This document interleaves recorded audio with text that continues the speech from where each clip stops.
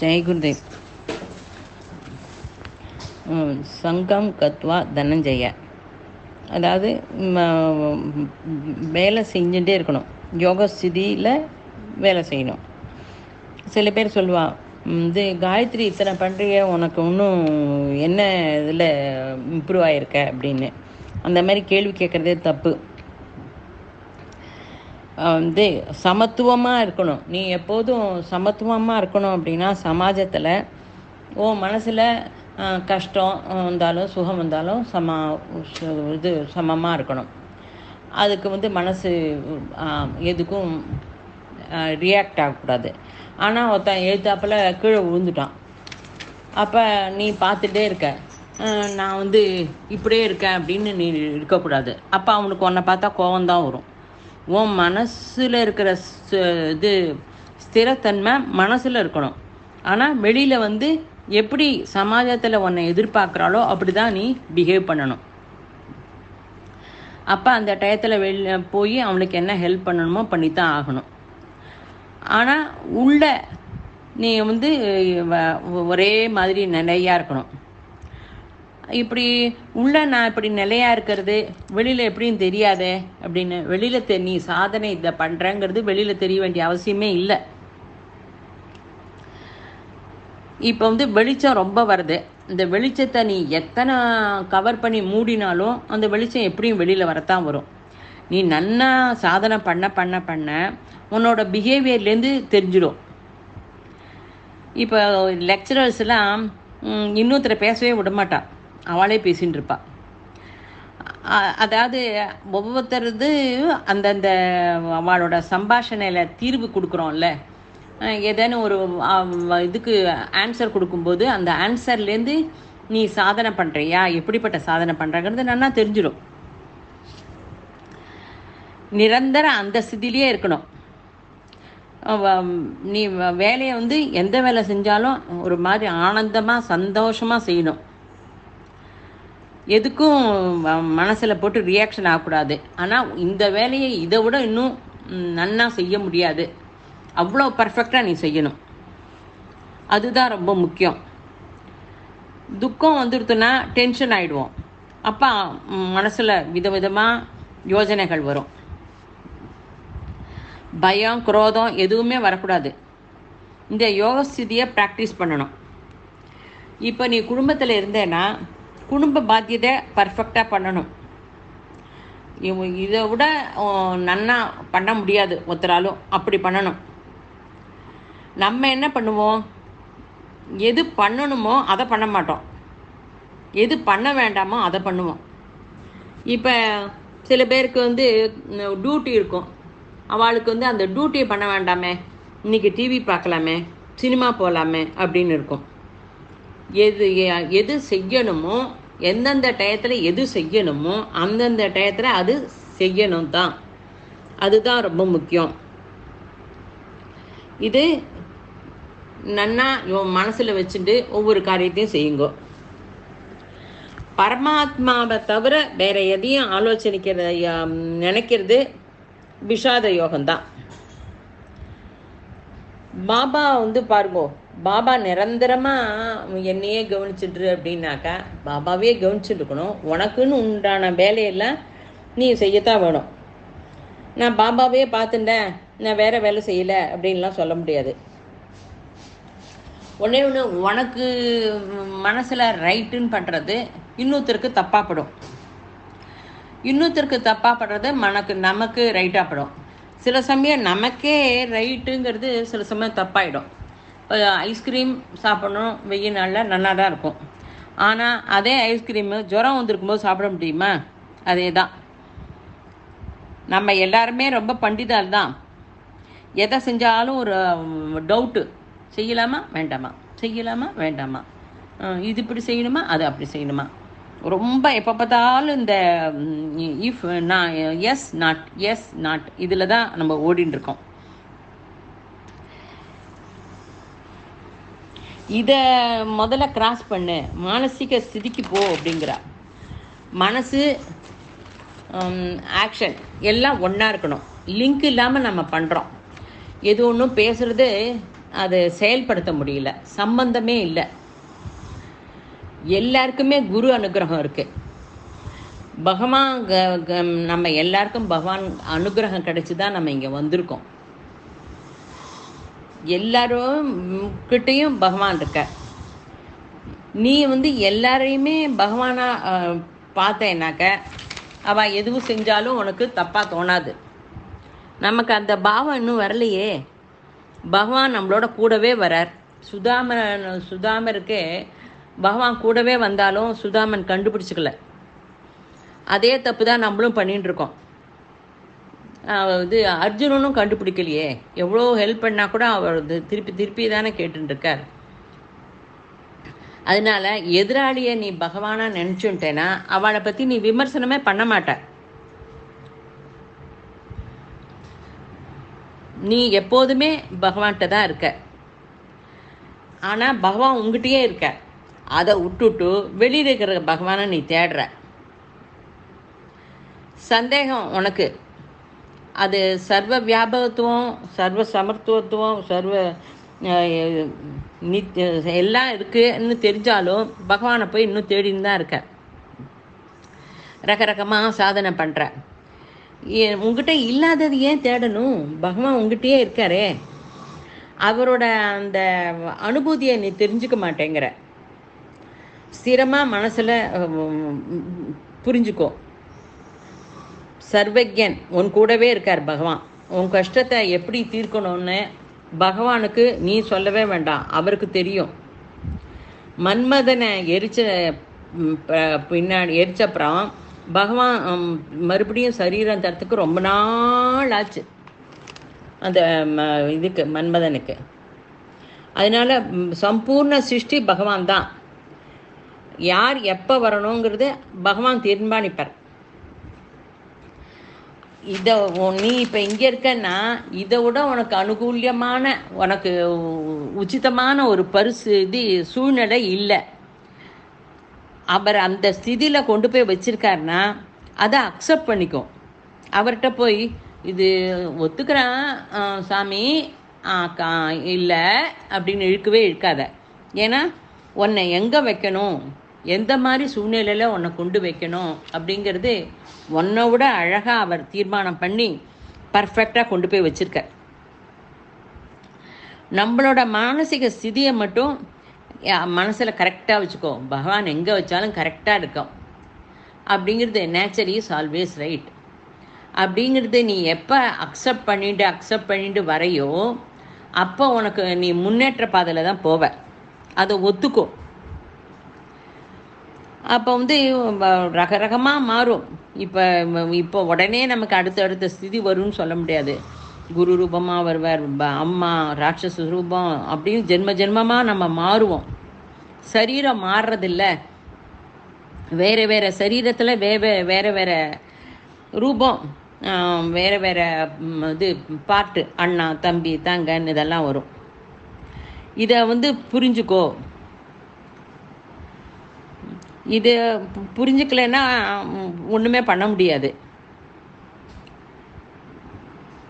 பகவான் தான் மனுஷனை சிருஷ்டி பண்ணிட்டோ மறுபடியும் பகவான்கிட்டே நம்ம லீனம் ஆயிடுறோம். இது எதுக்கு பகவான் மறுபடியும் சிருஷ்டி பண்ணிட்டு மறுபடியும் லீனம் ஆகணும், ஏன் இப்படி பண்ணணும் அப்படின்னு கேட்குறா. இதுக்கு ஆன்சரை ரிஷிக்கெல்லாம் மட்டும்தான் தெரியும். அவள் ஒரே வார்த்தை சொன்னான், we don't know அப்படின்னா. 1000 பார்க்கு இதில் விவேகானந்தர் சொல்கிறார், தர்மத்தால் நடந்த யுத்தம் ரொம்ப ஜாஸ்தி.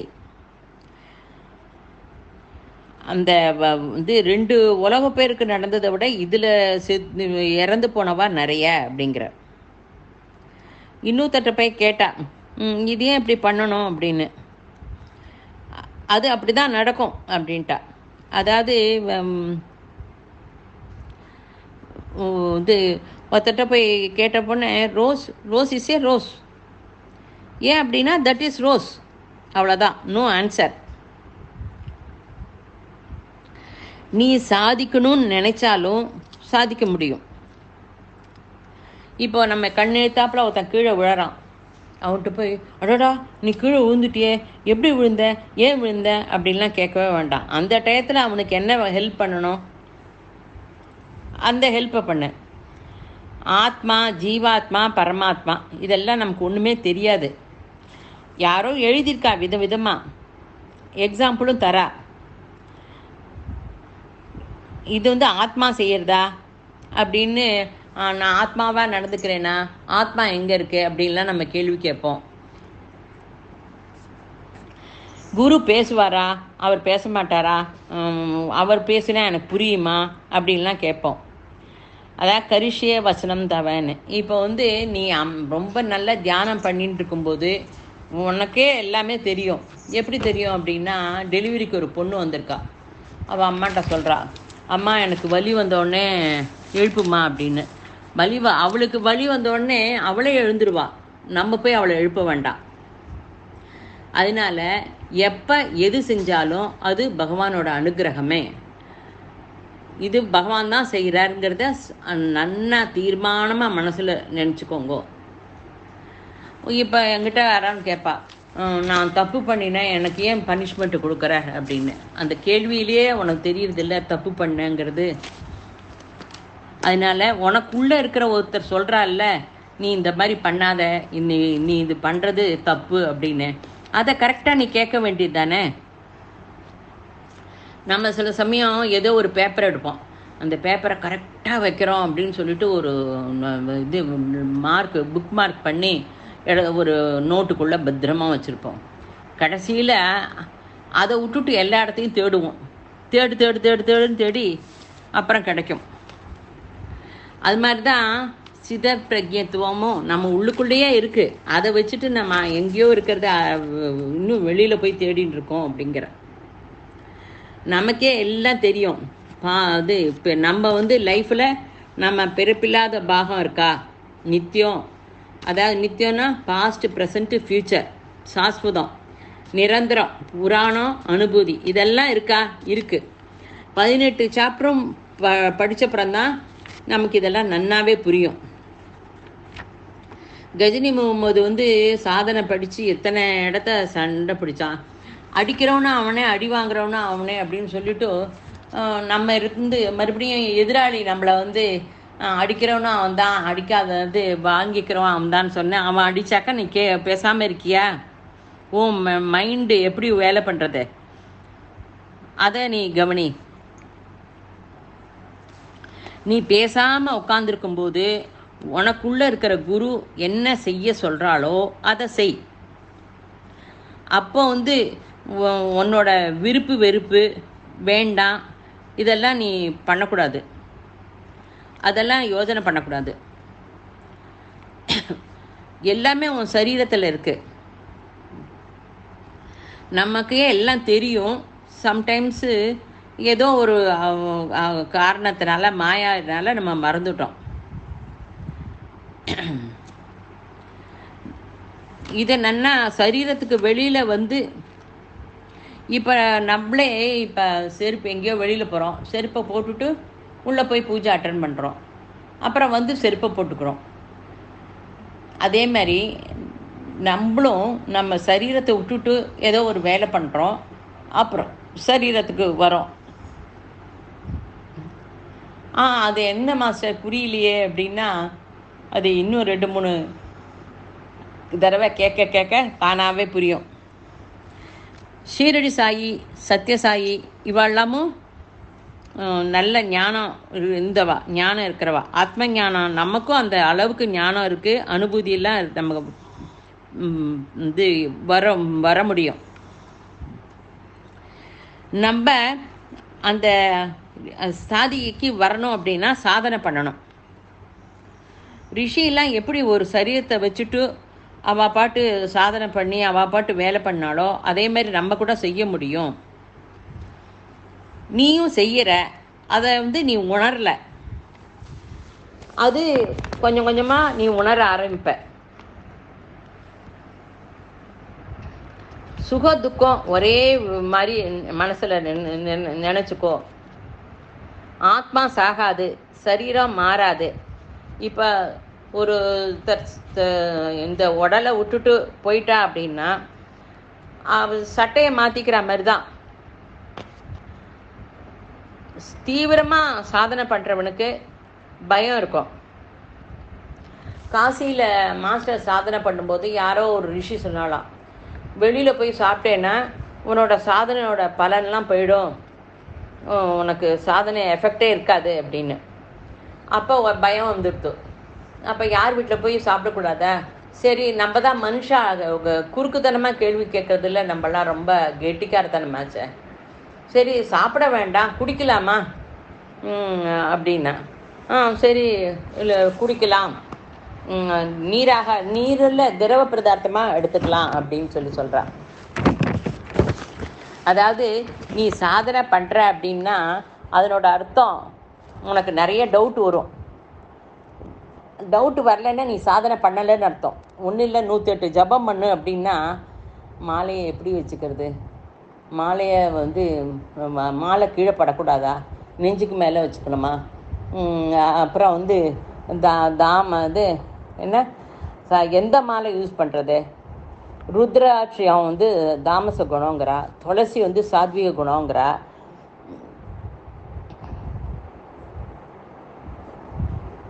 இன்னொரு மாலை ரஜோகுணங்கிறா, சந்தன மாலை ரஜோகுணங்கிறா. அப்போ நான் எப்படி ஜபம் பண்ணுறது அப்படின்னு சொல்லிட்டு நிறைய டவுட்டு. அசல் பர்பஸ் என்ன? 108 கவுண்டிங்காக தான் ஜபம் பண்ணுறோம். நீ கவுண்டிங்கை விட்டுட்டு இத்தனை யோஜனை வருது உனக்கு. அதே மாதிரி எந்த குருக்கிட்டேயும் அவா சிஷ்யா இன்னும் பணம் கொடுத்து எல்லாம் கற்றுக்கல. ராமகிருஷ்ண பரமஹம்சர், விவேகானந்தர் இன்னும் கொடுக்கல, அரவிந்தோ மாதாட்ட இன்னும் இருக்குல்ல. அவள் பரிபூர்ண சரண்டர், அர்ப்பணம். அவகிட்ட எல்லாத்தையும் கற்றுண்டு அந்த புலகாங்கிதம் இத்தனை நமக்கு சொல்லி கொடுத்தாலே அவளுக்கு நம்ம என்ன தான் செய்ய முடியும்னு தன்னையே அர்ப்பணம் பண்ணுறாளே, அதுதான் சரண்டர். நீ எப்போதும் சாதனை பண்ணு. யாரோட சாதனை பண்ணணும்னா உன் மனசோட சாதனை பண்ணணும். மனசு எந்த ஸ்திதியில் மனசு எங்கே இருக்கு? மனசு ஆக்ஞாவில் இருக்கா, மூலாதாரத்தில் இருக்கா, சூஷ்ம சரீரத்தில் அந்த சக்கரம்லாம் இருக்கு. சக்கரம் எல்லா வேலையும் செய்ய முடியாது. ஆனால் சக்கரம் இருந்தால் தான் எல்லா வேலையும் செய்ய முடியும். சக்கரம்லாம் ரொம்ப முக்கியம். அதீத சாயி மூலாதாரத்துலேருந்து விசுத்தி வரைக்கும் ஆகாச தத்துவம். அந்த ஆகாசத்தில் எல்லாமே இருக்குது. ஆகாசத்துலேருந்து தான் எல்லாமே வருது. இந்த தத்துவம் புரிஞ்சுட்டா போகிறோம். யுத்தம் கூட இந்த சும்ப நிசும்ப சண்டை கூட ஆகாசத்தில் தான் நடக்கிறது. நீ எங்கே போக முடியும்னா ஆகாசத்தில் விசாலமாக போக முடியும். பூர்ணமித் அதுதான். மானசீக ஸ்திதி தான் ரொம்ப முக்கியம். இதை செய்ய செய்ய இதனோட டெப்த்து புரியும். ஸ்கை சூன்யம். கேர்ஃபுல்லாக கவனி, அங்கேயே இருந்து எல்லாமே வருது. விசுத்தி மனசு இதெல்லாம் போட்டு ஆலோசனை பண்ணிகிட்டே இருக்காத. மானசீக ஸ்திதினா என்ன தெரியுமா? லாப நஷ்டம் வேண்டாம், சுக துக்கம் வேண்டாம், அப்படியே எதெல்லாம் ஒன்றா நிதானமான ஒரு ஸ்திதி தான். உனக்குன்னு எதுவும் பிடிச்சது பிடிக்காது எல்லாம் இருக்காது. டே டு டே லைஃப்பில் நீ எல்லா வேலையும் பண்ண வேண்டியதெல்லாம் பண்ணத்தான் வேணும். அதுக்கு இப்படி பண்ணணுமா அப்படி பண்ணணுமா அதெல்லாம் கிடையாது. நீ பர்ஃபெக்டாக இதை விட உன்னை விட வேலை பிரமாதமாக யாரும் பண்ண முடியாது. உன்னோட பாத்தியதையை கண்டிப்பாக நீ பண்ணித்தான் ஆகணும். உன்னோட யோகம் நிச்சய புத்தி, அதுதான் பர்மனண்ட்டு. அந்த யோக ஸ்திதியில் இருக்கிறவன் கீழே இறங்க மாட்டான். இப்போ டிவி பார்த்துட்டு இருக்கான். டிவி பார்த்துட்டு இருக்கும்போது நீ இன்ட்ரெஸ்டாக டிவி பார்த்துட்டு இருக்கும்போது யாரோ சேனல் மாத்துறா, உடனே ஒரு எழுந்து சத்தம் போடுறதோ இல்லை உன்னோட வெறுப்பை காட்டுறதோ கிடையாது. ஓகே, அதை ஒரு சந்தோஷமான மனசில் ஓகே, அதனால என்ன, இதை அவள் பார்க்குறது எதுவோ அதை பார்க்கலாம் அப்படிங்கிற அந்த மனசை இதை எடுத்துக்கணும். இதே மனசு தான் எல்லா விஷயத்துலேயும். உனக்குன்னு பிடிச்சது இதான், பிடிக்கல இது அப்படின்லாம் கிடையாது. எல்லாம் ஓகே. அந்த சிதிலேருந்து கீழே இறங்கக்கூடாது. ஜெய் குருதேவ். திருச்சிற்றம்பலம்.